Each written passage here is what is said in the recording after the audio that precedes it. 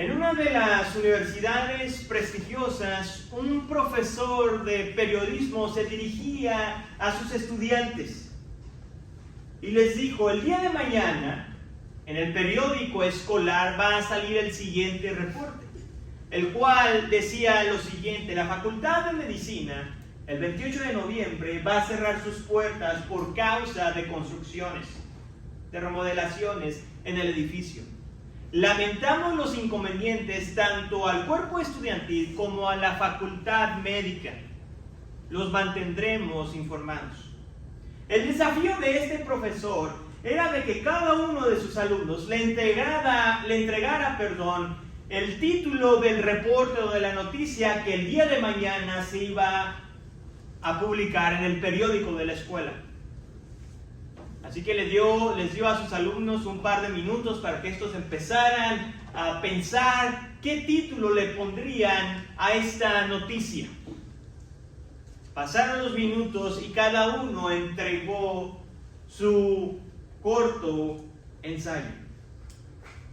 Simplemente para leer algunos de los titulares que estos estudiantes presentaron a este profesor fueron estos: la Escuela de Medicina cerrará sus puertas el 28 de noviembre. Otro por ahí escribió: la Facultad de Medicina no tendrá clases en sus edificios por un periodo indefinido. Y finalmente otro estudiante dijo o escribió lo siguiente: los estudiantes de medicina no se reunirán más en la escuela. Una vez que el profesor había leído cada uno de los encabezados, con una cara llena de frustración, se dirigió a cada uno de sus estudiantes y les dijo prácticamente lo siguiente: ninguno de ustedes ha captado la esencia de la noticia. El titular tenía que ser tan sencillo. Era solamente decir: mañana no habrá clases. Y era prácticamente lo que había pasado con los fariseos en el tiempo de Jesús. Entre tantos debates y tratar de clasificar cuál era el mandamiento más importante, habían perdido en sí la esencia de la ley de Dios. Y es aquí donde Jesús, como un excelente maestro, no solamente va a redirigirlos a ellos y a su audiencia, sino que nos va a redirigir a cada uno de nosotros y nos va a presentar cuál es el mandamiento más importante. Así que listos con sus Biblias listas, les voy a pedir que abran ahí en Marcos capítulo 12, versículos del 28 al 34. La palabra de Dios dice así: cuando uno de los escribas se acercó, los oyó discutir, y reconociendo que Jesús le había contestado bien, le preguntó: ¿cuál mandamiento es el más importante de todos? Jesús respondió: el más importante es: escucha, Israel, el Señor nuestro Dios, el Señor uno es. Y amarás al Señor tu Dios con todo tu corazón y con toda tu alma y con toda tu mente y con todas tus fuerzas. El segundo es este: amarás a tu prójimo como a ti mismo. No hay otro mandamiento mayor que estos. Y el escriba le dijo: muy bien, maestro, con verdad has dicho que Él es uno y no hay otro además de Él, y que amarle a Él con todo el corazón y con todo el entendimiento y con todas las fuerzas, y amar al prójimo como a uno mismo, es más que todos los holocaustos y los sacrificios. Viendo Jesús que le había respondido sabiamente, le dijo: no estás lejos del reino de Dios.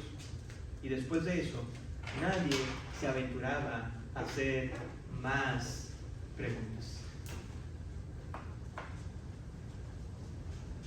El Sanedrín, el tribunal que impartía justicia en la sociedad judía, había tratado de confrontar al Señor Jesucristo a través de tres series de preguntas, de las cuales ya dos vimos de ellas o expusimos sobre de ellas. Si ustedes se acuerdan, el primer intento fue utilizando la política, donde los fariseos se unieron con sus enemigos, los heredianos, y juntos le preguntaron al Señor Jesucristo si estaba bien pagar impuestos al César.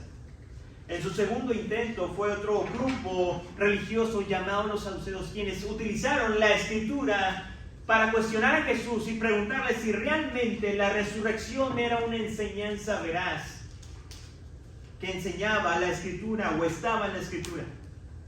Definitivamente vimos que en cada encuentro el Señor Jesucristo no solamente salía victorioso, sino que también demostraba su capacidad sobre estos hipócritas religiosos.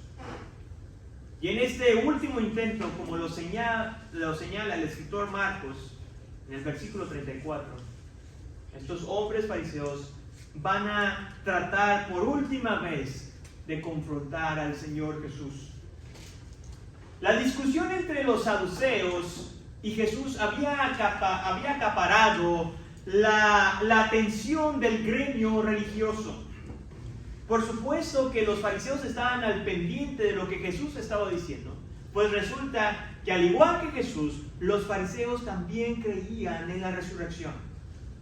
Es probable que en medio de esta discusión, aquellos hombres religiosos, los fariseos, tenían una sonrisa de oreja a oreja, porque veían cómo sus enemigos religiosos, los saduceos, eran de alguna u otra manera, estaban siendo derrotados a través de los argumentos sólidos del Señor Jesucristo que daba a través de la Escritura. Y esta victoria contundente de Jesús sobre los saduceos acaparó la atención de los fariseos. Y Marcos nos menciona que uno de ellos reconoció la habilidad del Señor Jesucristo. Versículo 28 dice de la siguiente manera: uno de ellos, o uno de los escribas, se acercó, los oyó discutir, y reconociendo que Jesús le había contestado bien. Permíteme decirte que es probable que este fariseo fue el único fariseo que se acercó a Jesús con las intenciones probablemente más sinceras que ningún otro religioso.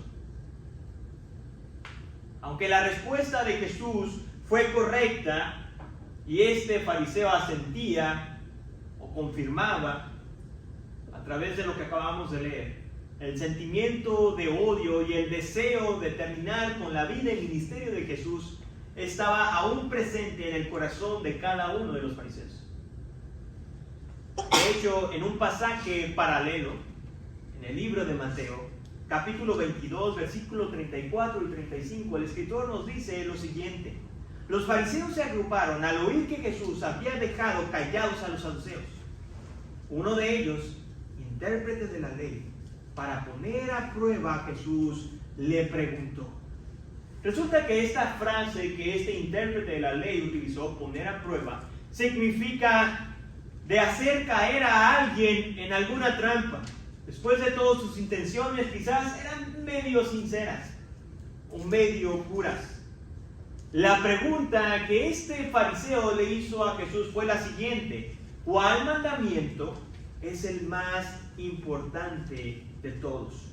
Versículo 28 en Marcos, casi al final. Este era un debate que constantemente estaba dentro de los maestros de la ley, quienes no podían llegar a un acuerdo en común de cuál era el mandamiento más importante. Resulta que los rabinos habían dicho que había alrededor de 613 mandamientos en el Pentateuco, en los primeros 5 libros de la Biblia: Génesis, Éxodo, Números, Levíticos y Deuteronomio. Y llegaron a esta conclusión porque resulta que para escribir los 10 mandamientos se necesita 613 letras cuando se escribe en el texto hebreo. Es por eso que son 613 mandamientos. Y obviamente que con tantas leyes por obedecer, hubo una división dentro de los mismos religiosos, los cuales había un grupo que decía que definitivamente esos 613 mandamientos debían de obedecerse al pie de la letra. Mientras que había otro grupo que decía o afirmaba que había ciertas reglas o ciertos mandamientos que se debían de obedecer. Sin embargo, había otros mandamientos donde podía haber cierta flexibilidad para obedecer al pie de la letra. Sin llegar a ningún acuerdo de cuál mandamiento era el más importante, los fariseos estaban esperando que Jesús cometiera un error al responder esta pregunta. Erróneamente los fariseos habían creído que Jesús, sus enseñanzas iban en contra de Moisés, de la ley de Moisés. Resulta que este personaje del Antiguo Testamento, Moisés, era una persona que se le tenía en muy alta estima, pues fue el líder del pueblo de Israel y fue el instrumento que Dios utilizó para sacarlo ¿de dónde? Del pueblo de Egipto. Y fue este mismo varón quien experimentó la presencia misma de Dios como ningún otro personaje histórico en el Antiguo Testamento. En el libro de Éxodo, capítulo 33, versículo 11, nos dice lo siguiente: y el Señor acostumbraba hablar a Moisés cara a cara como hablaba un hombre con su amigo. No solamente eso, sino también a Moisés fue Dios mismo quien le entregó las leyes para que éste a su vez se las enseñara ¿a quién? Al pueblo de Israel. Por lo tanto, ante los ojos del pueblo, como también de los dirigentes religiosos, Moisés, no existía otra persona del Antiguo Testamento que se le tuviera tan alta estima como a este líder, Moisés. Tenemos que si Jesús contestaba a la pregunta poniéndose a sí mismo como ejemplo, sus enseñanzas por encima de las leyes que Dios le había dado a Moisés, los fariseos lo iban a acusar de hereje y fácilmente iba a perder el interés de la multitud. Sin embargo, una vez más, a través de las Escrituras, estos hombres religiosos nos muestran su ignorancia, pues no habían entendido cuando el Señor dijo en Mateo capítulo 5, versículo 17, lo siguiente respecto a la ley. Mateo 5, versículo 17. No piensen que he venido para poner fin a la ley o a los profetas. No he venido para poner fin, sino para cumplir la ley. Si de algo podemos aprender de esta pregunta que este fariseo le hizo a Jesús y de la indecisión de los religiosos para señalar cuál era el mandamiento más importante, es lo siguiente: de que el hombre siempre toma el camino equivocado. El hombre siempre toma el camino equivocado cuando trata de obedecer las leyes de Dios en sus propias fuerzas.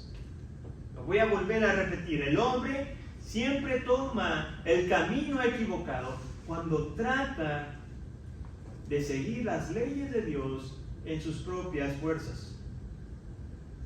El grupo que proponía obedecer los 613 mandamientos, cada uno de ellos obedecerlos, había puesto una carga en el pueblo judío que ni ellos mismos ni los mismos dirigentes religiosos podían seguir. Y permíteme decirte que tristemente este punto de vista o esta manera de ver la ley aún sigue presente en nuestros días. Porque son aquellos quienes se han propuesto el seguir un montón de reglas o el tener un montón de reglas en sus vidas para agradar ¿a quién? Para agradar a Dios. Han creído que la vida cristiana se trata de una serie de reglas, de un manual de instrucción que se tiene que seguir al pie de la letra para agradar o ganarse el favor, el amor y el perdón de Dios.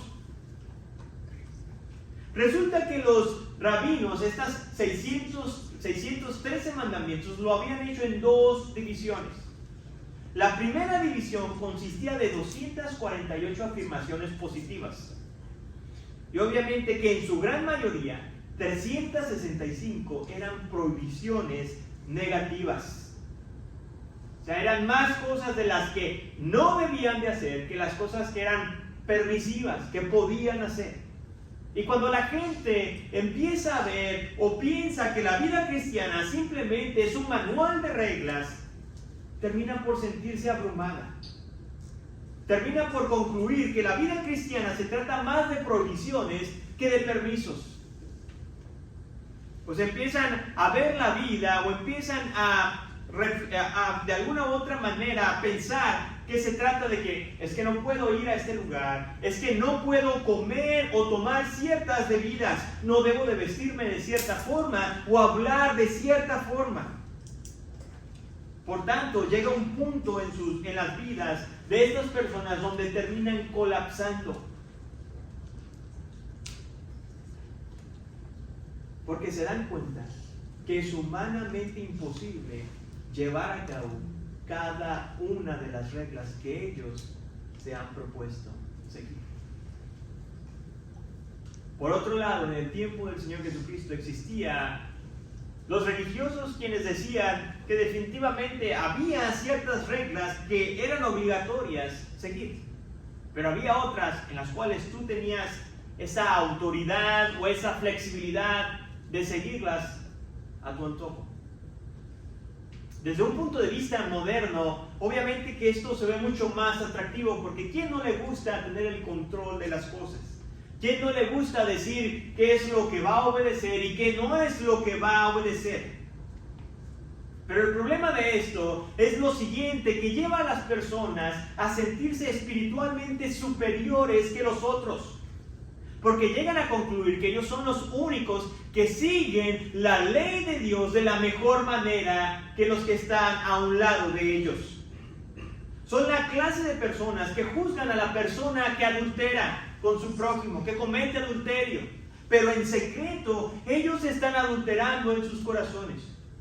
Son aquellos quienes apuntan con el dedo para criticar la crianza de otros padres cuando ellos mismos están ausentes en la vida de sus propios hijos. Son los que les encanta exhortar a aquel hermano que está caído, batallando en el pecado, pero que carece de humildad para reconocer su propio ¿qué? Su propio pecado.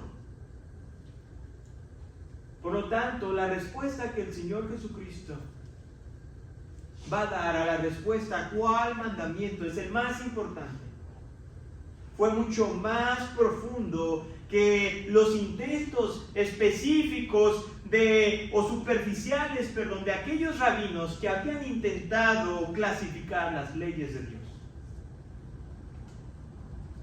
Porque Jesús respondió citando la Shema. Y la Shema se encuentra en Deuteronomio capítulo 6, versículos del 4 al 5, el cual leímos y oramos sobre ese pasaje hace unos momentos atrás. La palabra Shema significa oye. Y si ustedes pusieron atención, es prácticamente la primera palabra que comienza con esta oración. Y permíteme decirte que es la oración más importante del judaísmo, del cual aún hoy en día se sigue recitando 2 veces al día, una en la mañana y otra en la noche. El Señor Jesucristo respondió ahí en Marcos capítulo 12, versículo 29 al 30. Escucha, Israel, el Señor nuestro Dios, el Señor uno es. Y amarás al Señor tu Dios con todo tu corazón, con toda tu alma y con toda tu mente y con toda tu fuerza. El versículo 30 empieza con un mandamiento, el cual es el siguiente: amarás al Señor tu Dios. El cual es un llamado para cada uno de nosotros de amar a Dios con una entrega total, sincera a nuestro Dios. Las repeticiones que vemos en estos versículos, del cual dice con todo tu corazón, con alma, mente y fuerza, se debe entender más como una situación de que se le está pidiendo a la persona o al individuo de amar a Dios con todo nuestro ser. El pastor y escritor John MacArthur dice lo siguiente, y lo leo textual: el amor verdadero por Dios es un amor inteligente, un amor emocional, un amor voluntario y un amor activo. En pocas palabras, es un amor total e integral y una adoración singular. Eso es lo que se nos está refiriendo cuando dice amarás al Señor tu Dios.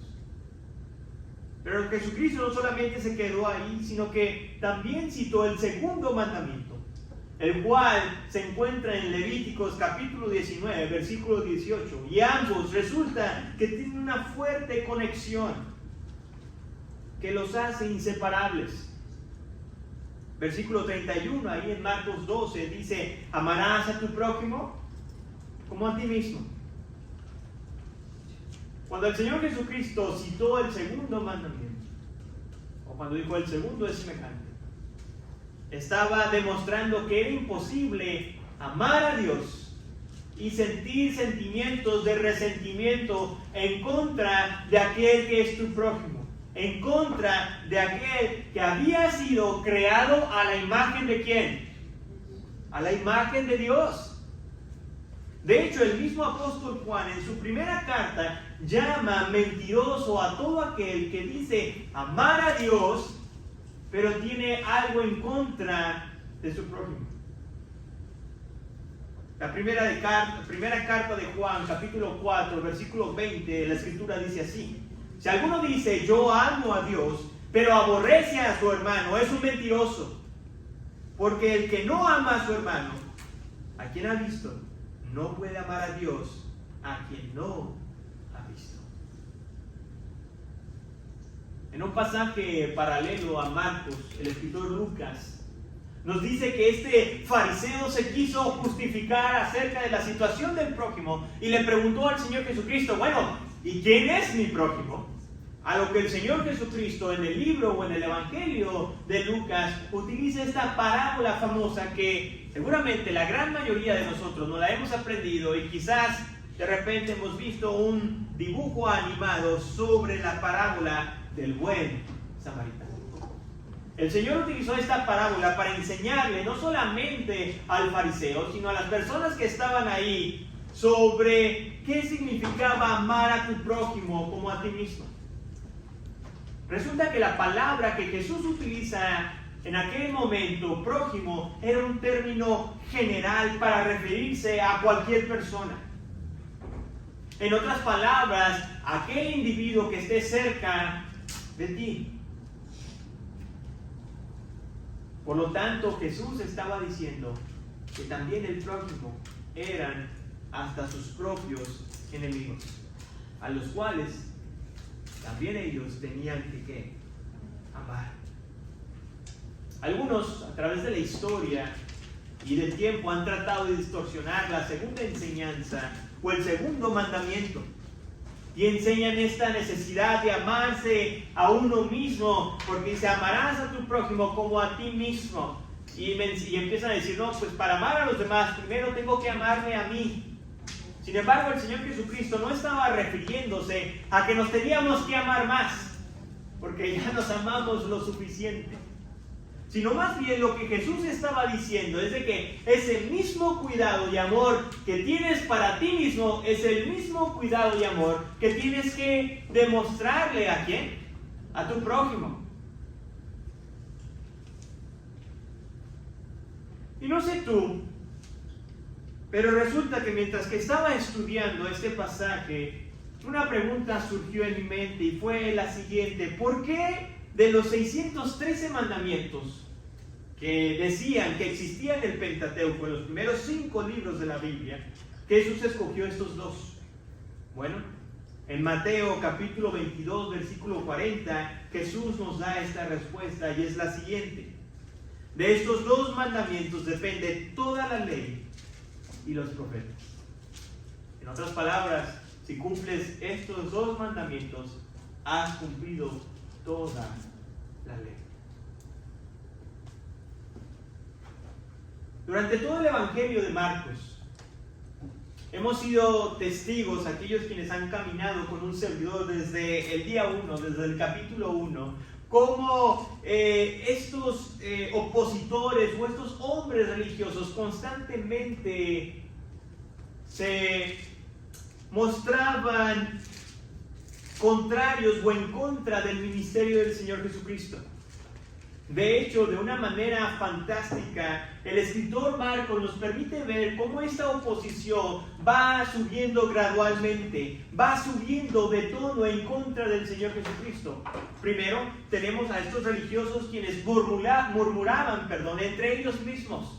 se quejaban acerca de lo que Jesús hacía, sin embargo no compartían sus comentarios. Después el tono fue subiendo al punto que las críticas la cajita de sugerencia empezó a llegar a los discípulos, donde ahora ellos iban y se quejaban acerca de lo que Jesús estaba haciendo para que sus discípulos fueran y le dijeran a Jesús. Y donde finalmente vemos que estos hombres religiosos ponen a un lado sus diferencias y se unen con sus enemigos para tratar de eliminar a Jesús. Pero esta es la primera ocasión, y solamente se registra en el libro de Marcos, donde un detractor de Jesús responde de una manera inusual, no común.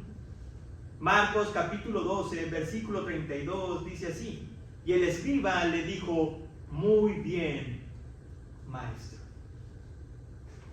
Ese varón reconoció que lo que Jesús acababa de decir había contestado con exactitud. No había otra mejor respuesta que la que Jesús había dado. En otras palabras, fin de la discusión. Nos acaba de decir cuál es el mandamiento más importante. E incluso podemos ver que en los siguientes versículos este varón prácticamente repite lo mismo, dando a entender que aprobaba la respuesta de Jesús. Al final del versículo 33, este fariseo agrega algo interesante. Versículo 33, al final del versículo dice así: es más que todos los holocaustos y los sacrificios. Cuando el fariseo mencionó esto, que era más que todos los holocaustos y sacrificios, resulta que había dos tipos de sacrificios en el Antiguo Testamento y que se practicaban. Eran aquellos sacrificios que eran quemados totalmente, que no había nada, y eran aquellos sacrificios que se quemaban parcialmente y se dejaba después algo para comer. Cuando el fariseo hace esta afirmación o esta mención, lo que estaba diciendo es de que Dios finalmente se complacía con una obediencia sincera, amándolo a Él y amando al prójimo, que con aquellos que simplemente con un corazón vacío e hipócrita hacían esta clase de sacrificios. El escritor nos dice que al ver Jesús, la respuesta sabia de este hombre fariseo, le dijo lo siguiente, versículo 34: no estás lejos del reino de Dios. Esta frase la debemos de entender de esta manera, de que Jesús estaba estimulando al fariseo a que reflexionara con mayor profundidad. Porque si el amor a Dios y amor al prójimo lo habían acercado al reino de Dios, lo habían simplemente acercado, pero aún así él seguía estando ¿qué? Fuera del reino de Dios. Porque lo único que le podía dar acceso a este varón, a este religioso, era la gracia que Dios provee a través de su Hijo Jesucristo.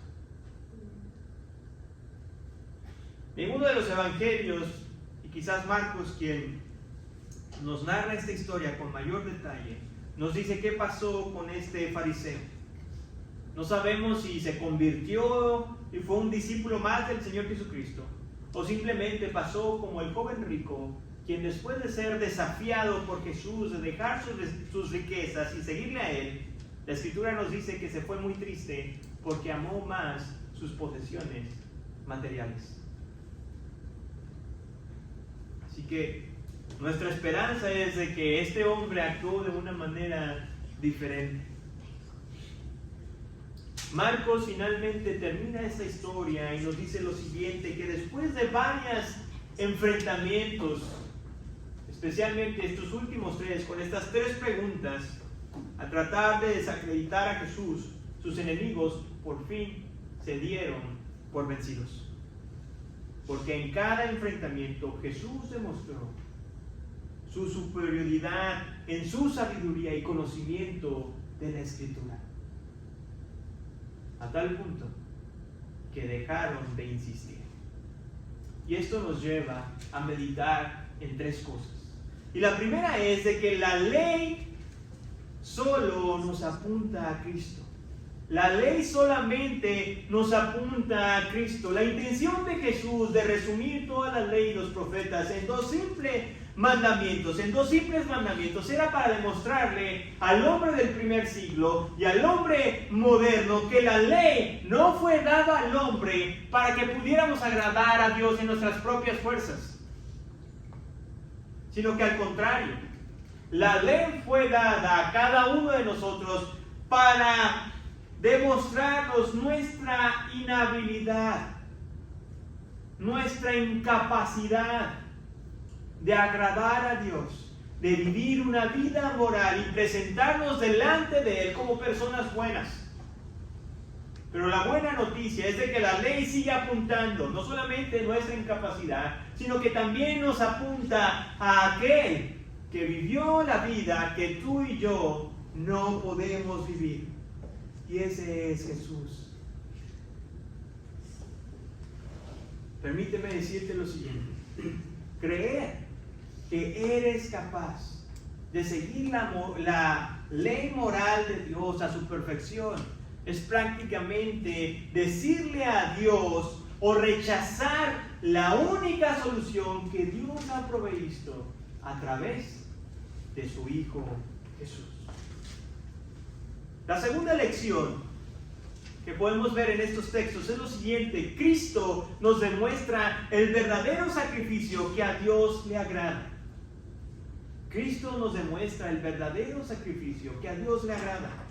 El pueblo judío se había convertido en expertos religiosos, en saber cómo hacer el corte del becerro, de la oveja, de saber qué cosas debían de quemar, de cómo debían construir el altar, de lo que se debían de poner, de lo que no se debían de poner. Sin embargo, sus corazones estaban muy alejados de Dios,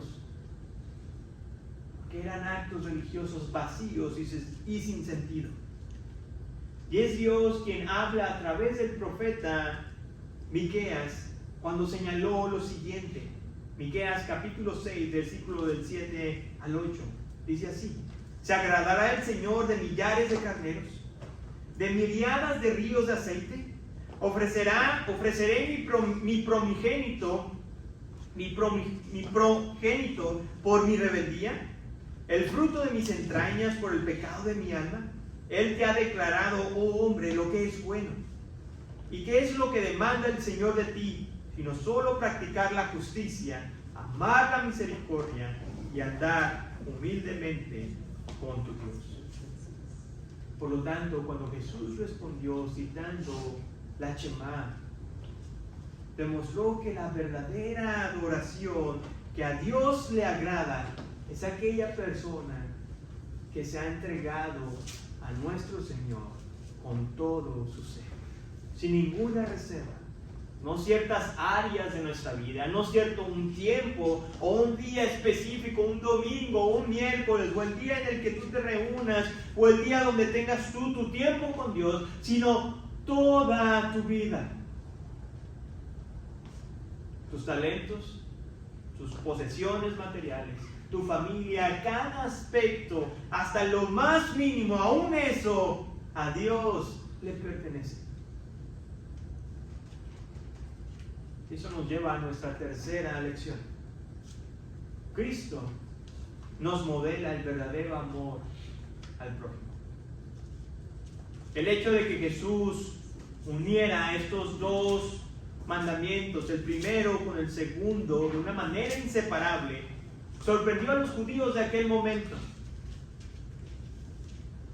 Sobre todo cuando dijo o utilizó esta palabra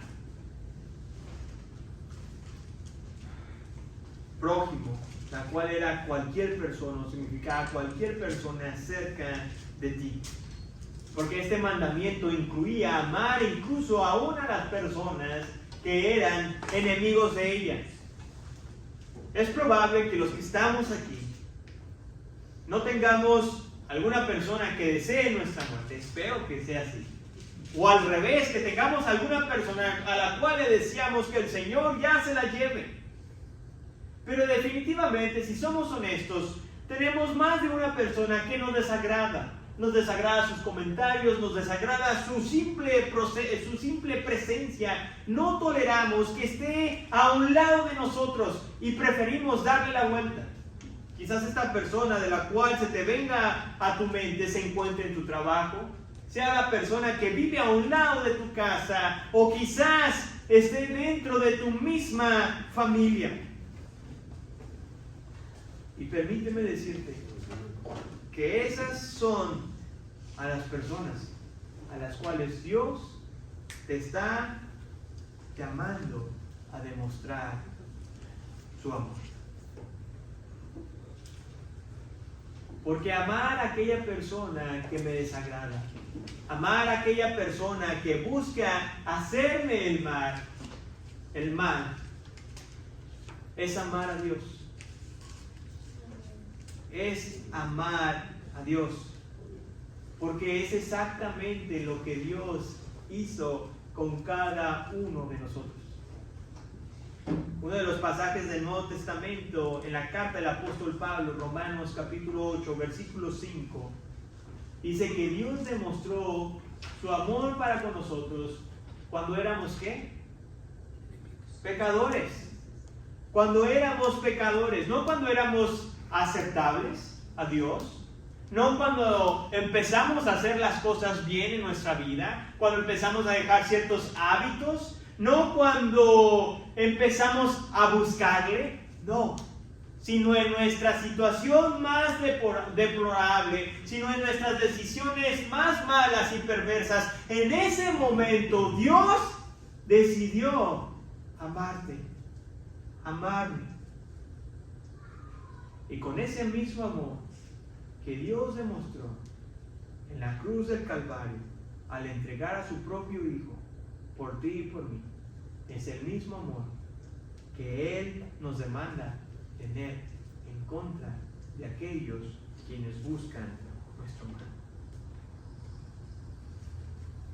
Y quisiera que reflexionemos en lo siguiente, en lo que resta de esta semana, y si me permites leerlo, es de la siguiente manera. La ley de Dios se convierte en un problema cuando intentamos seguirla de nuestras propias fuerzas, pero se convierte en una buena guía cuando aceptamos que solo a través de Cristo Jesús podemos amar a Dios y amar a nuestro prójimo.